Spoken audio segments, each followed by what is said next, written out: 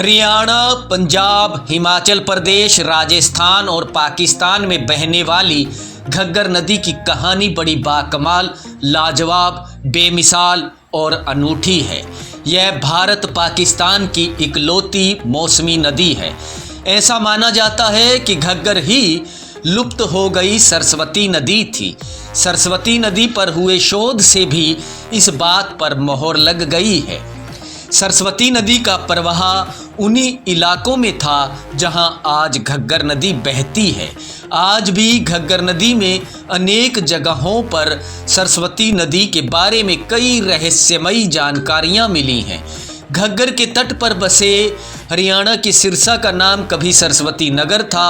सरस्वती नदी के तट पर बसा होने के कारण सिरसा का नाम सरस्वती नगर पड़ा था। सिरसा जिला में ही घग्गर के किनारे गांव फरवाई कला में सरस्वती नदी की धारा फूटी। अब वहां पर वैज्ञानिकों ने शोध करते हुए एक बड़ा ट्यूबवेल लगाया है। दरअसल सरस्वती नदी का जिक्र ऋग्वेद, उपनिषद, महाभारत और रामायण में भी मिलता है। सरस्वती नदी की सभ्यता मोहनजोदड़ो और हड़प्पा से भी पुरानी है। अंग्रेजी विद्वान माइकल डेनिनो ने अपनी पुस्तक the last river on the trails में भी सरस्वती नदी के बारे में विस्तार से उल्लेख किया है। डेनिनो के शोध के अनुसार सरस्वती नदी पहाड़ों से निचले इलाकों में बहती थी। 4000 ईसा पूर्व यह नदी धीरे धीरे सूखने लगी। 2000 ईसा पूर्व पूरी तरह से विलुप्त हो गई और धरती में समा गई। इस नदी का उद्गम स्थल हिमाचल की पहाड़ियों से थोड़ा नीचे हरियाणा के यमुनानगर के आदि बद्री से माना जाता है। शिवालिक की पहाड़ियों से हरियाणा के यमुनानगर से यह नदी उत्तरी राजस्थान में प्रवेश करती थी। इसके बाद चोलिस्तान होते हुए गुजरात के कच्छ के रण में उतर जाती थी। ऋग्वेद में सरस्वती नदी के बारे में 72 बार उल्लेख किया गया है। ऋग्वेद के नदी स्तुति सूक्त में 45 श्लोक सरस्वती नदी को लेकर हैं।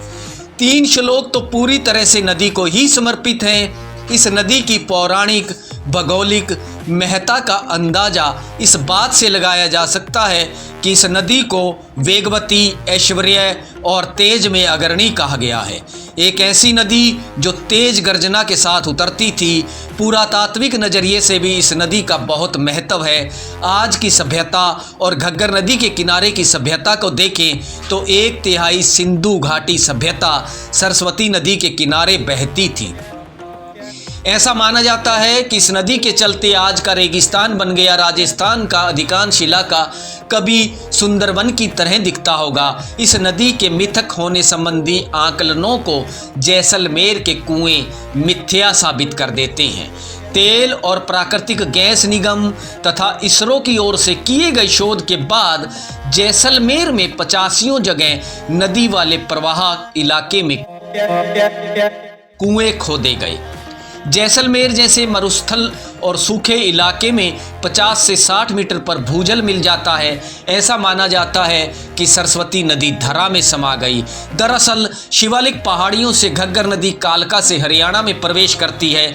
इसके बाद पंजाब के मोहाली से अंबाला, पटियाला, कैथल, संगरूर, फतेहाबाद, मानसा, सिरसा, हनुमानगढ़ और अनूपगढ़ से होते हुए पाकिस्तान तक जाती है। करीब 320 किलोमीटर लंबी घग्गर नदी के समुद्र तल से ऊंचाई 1970 मीटर है। इस नदी के साथ कई कहानियां जुड़ी हैं। लुप्त हो गई सरस्वती नदी को घग्गर से जोड़ा जाता है। सरस्वती नदी पर चल रहे शोध को देखें। घग्गर के प्रवाह वाले स्थानों पर ही कभी सरस्वती नदी बहती थी। एक दंत कथा के अनुसार 10,000 साल पहले हिमयुग के खत्म होने पर हिमानियों से ग्लेशियर पिघलने के बाद सरस्वती नदी धरा में समा गई। ऋग्वेद तथा अन्य पौराणिक वैदिक ग्रंथों में दिए सरस्वती नदी के संदर्भों के आधार पर वैज्ञानिकों का मानना है कि घग्गर हकरा नदी प्राचीन वैदिक सरस्वती नदी की मुख्य सहायक नदी थी। यह सहायक नदी 5000-3000 ईसा पूर्व पूरे प्रवाह से बहती थी। उस समय सतलुज तथा यमुना की कुछ धाराएं सरस्वती नदी में आकर मिलती थी। इसके अलावा 2 अन्य विलुप्त हो गई नदियां दृष्टावती और हिरण्यवती भी सरस्वती की सहायक नदियां थी। लगभग 1900 ईसा पूर्व तक भूगर्भीय बदलाव की वजह से यमुना सतलुज ने अपना रास्ता बदल दिया तथा दृष्टावती नदी के 2600 ईसा पूर्व सूख जाने के बाद सरस्वती नदी पूरी तरह से विलुप्त हो गई। खैर, घग्गर नदी हरियाणा और पंजाब के लिए जीवनदायिनी भी रही है। इस नदी के जरिए लाखों हेक्टेयर फसल पकती है। खेत खलियानों में घग्गर के शिल्ट युक्त पानी से उपज अधिक होती है। संकटदायिनी इस नज़रिए से है कि घग्गर नदी मानसून में उफान पर आ जाती है। पिछली 2 सदियों में यह नदी करीब 17 बार कहर बरपा चुकी है।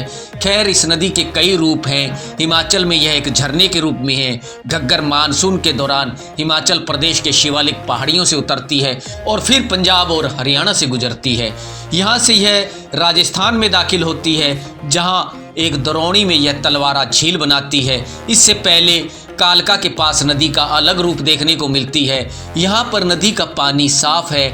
मोहाली के बाद नदी का पानी काला नजर आता है। इस नदी से राजस्थान और हरियाणा में कई नहरें भी निकाली गई हैं। कई जगह घग्गर नदी की चौड़ाई देखकर लगता है कि यह नदी कभी बहुत विशालकाय रही होगी। संभव है कि लगभग 10,000 साल पहले हिमयुग के खत्म होने पर हिमालय की कुछ बड़ी हिमानियों के पिघलने से सरस्वती नदी धरा में सुमा गई और फिर वजूद में आई घग्गर नदी। संभव है कि उन दिनों में यह नदी आगे तक जाकर कच्छ के रण में खाली होती हो। समय के साथ इस नदी को पानी देने वाली उपनदियां सिंधु नदी और यमुना नदी को पानी देने लगी, जिससे घग्गर सूखने लगी। यह थी हरियाणा, पंजाब, राजस्थान और पाकिस्तान तक बहने वाली मौसमी नदी घग्गर की बाकमाल, लाजवाब, बेमिसाल, अनूठी और रोचक कहानी। अगले वीडियो में बताएंगे घग्गर कैसे आज इंसानी नसों में जहर घोल रही है।